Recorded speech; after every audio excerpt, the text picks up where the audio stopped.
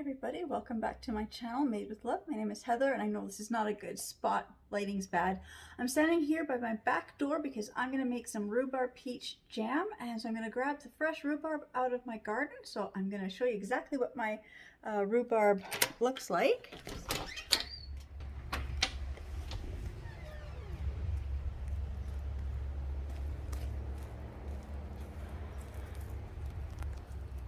So this is my rhubarb plant. As you can see, there's lots of good rhubarb in here.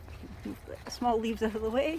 You can just see how thick these center stalks have gotten. In fact, I've got quite a few that have already gone to seed. So I know it's time for me to use up my rhubarb, or at least start to. 2 weeks ago, my rhubarb were just these little tiny leaves like this, and just very, these little leaves and just very thin little stems. We had some good rain. Now my rhubarb is the height of a toddler. Found that out today with the little stay-home kids were out here playing. And so now I'm just gonna go in and grab the stuff I need. Oh, I stepped out here on barefoot, not good on the bark chips, but and then straight above it is my apple tree, and this is my Saskatoon bush, which it's starting to get the little flowers, so I really hope I can get the berries this year. I just have to make sure it gets watered lots. I've got lots of new little apple trees starting to grow up here. So I've got my big apple tree and I've got some smaller apple trees, so I'll be back in my kitchen in just a moment and we will start making the rhubarb peach jam. Okay, so this rhubarb peach jam, it only has 4 ingredients. One is 4 cups of chopped rhubarb. I already got this all chopped up, and about 1/2 inch chunks. And then it asks for 4 peaches, which I've done 3. And I'll show you how fast and easy it is with some of my tools. And then it asks for the juice of 1 lemon. I don't buy lemons or lime fresh unless I'm making something that asks for them. I just buy a lot of these little, this is the real lemon juice. I also have the lime juice. And I did look it up, and it said 1 lemon is approximately 2 to 3 tablespoons of lemon juice. So I'm going to use 3 tablespoons of lemon juice, and you need 4 cups of sugar. So first I'm going to show you how easy it is to use my little cutting tool here for peaches. I've got one for apples, peaches, and mangoes. So this one here, it also works, I think this one also works for pears too. So what you do is you find the top of, or where the stem would be, and you've got this little line here. So I always put the line, up kind of along here. And then this has the cutting tool, so it will just core it right here, or pit it, I guess. This one's not a core, this one's a pit. And you just, have to kind of wiggle it down. I even find that with apples sometimes the cores and the aren't always lined up evenly on every apple. So I just do this. I push my slices out, and I just cut the slices into thirds. It's just a quick, rough chop of the fruit.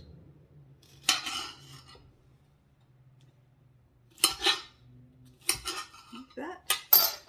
And then there is still quite a bit of fruit left on here, so I'm just going to grab my other little knife. I'm just going to trim this other fruit that's around the pit. Just about slice my finger. So I'm just gonna chop this all off around the pit. And then I just gotta move my camera around so you can see me at the stove. And so I'll be back in just a few moments.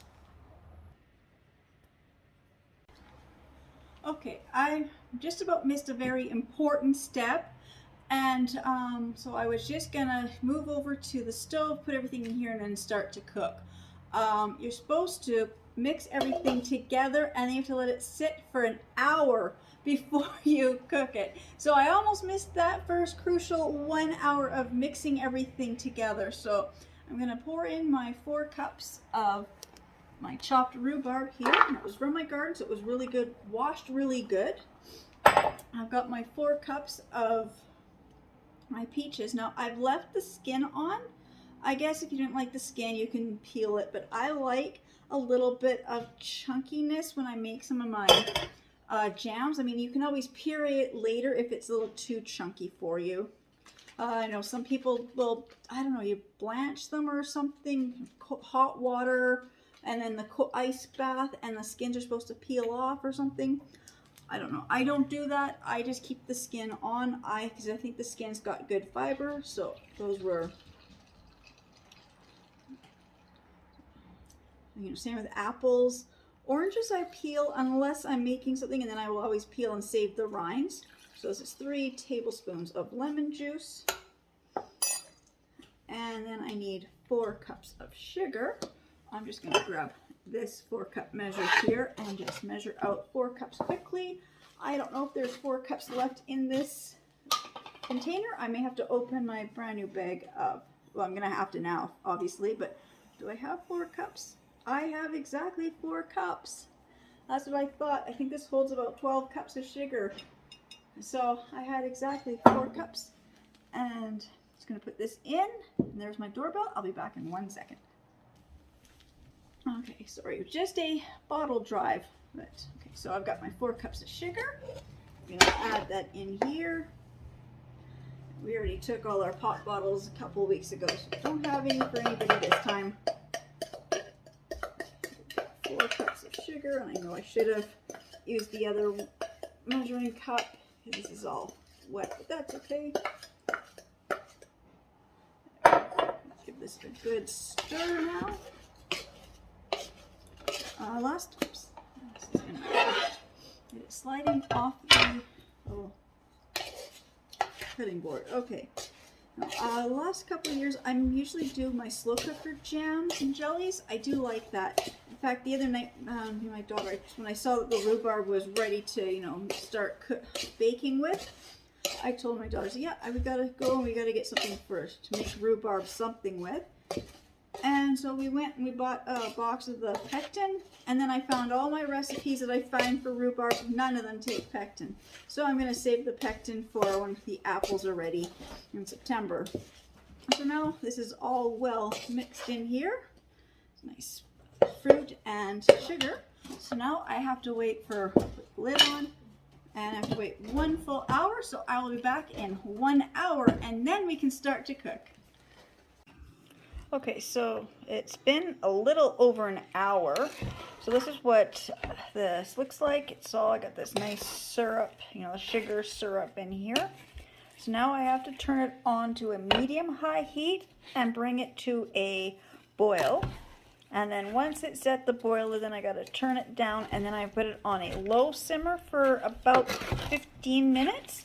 So I'll be back probably another 20 minutes because I got to wait for this to boil and then to simmer. So I'll be back when it's boiled, and then I'll be back when it's simmered.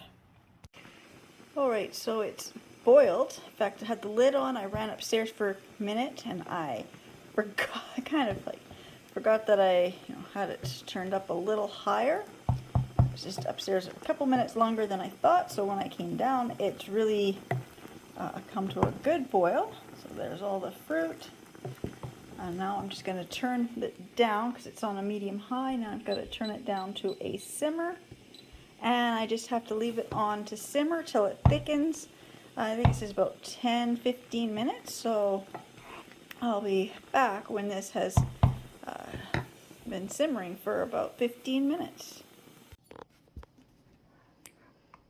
Okay, so it's been 15 minutes of the simmering, and I had the bits of fruit were still larger than I wanted, so I just used my little immersion blender and just gave it a few seconds like this. So now I've got it to the consistency that I like. So I don't mind some pieces of fruit, but I just, don't want the sizes that there are still left here. So I'm just going to do this for another few seconds, and then I'm going to let it cool and transfer it to the jars.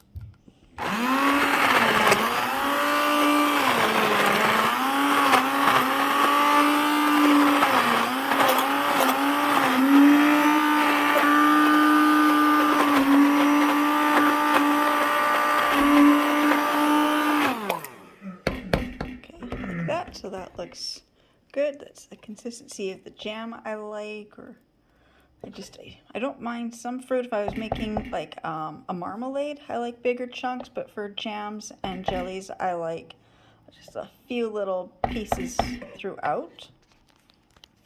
So my jars here I've got, they are just the mason jars, or just the 1 liter. This recipe didn't say how much it makes, so I don't know. So I've got 2 jars ready, but I've got a few more in case I have more than that. But these are each a liter each. So I'll be back when I've got the jelly cooled and in the jar. Okay, so I've got my jelly in my jars.